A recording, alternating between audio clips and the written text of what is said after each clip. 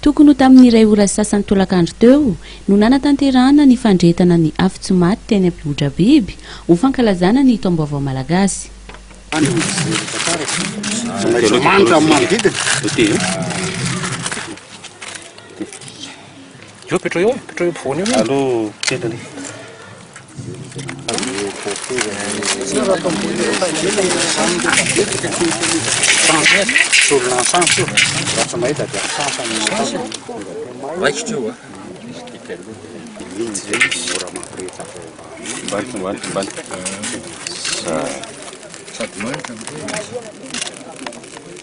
Raha mpitso vaky masoandro vao afaka vonoina ny afo ary afaka maka eo daholo ny isam-bohitra isa-tokantrano.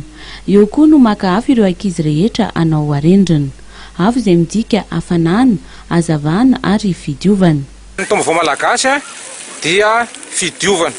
Fidiovan'ny ambany lanitra, fidiovan'ny tany, fidiovan'ny saina maneritreeritra, fidiovan'ny vatana, fidiovan'ny tontolo iainana.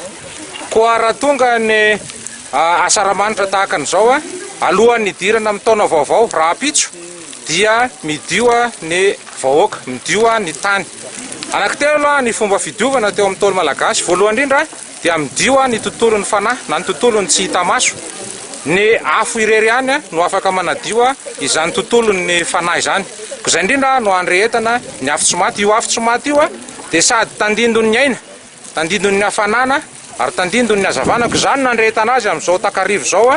Ho tratran'ny andro rahampitso dia ilay andro vaovao, taona vaovao hoentina mamakivaky ndraika izany hery sy hazavana izany no irariana hoentina mandritry ny alina ho tratran'ilay taona vaovao rahampitso. Ao anatin'ivy ny fankalazana ny taom-baovao malagasy rahampitso, hosatarina amin'ny fangatahantsodrany ny taona vaovao vao mangiran-dratsy ary mitohy amin'ny santatra vary sy ronono tondra-tantely izany.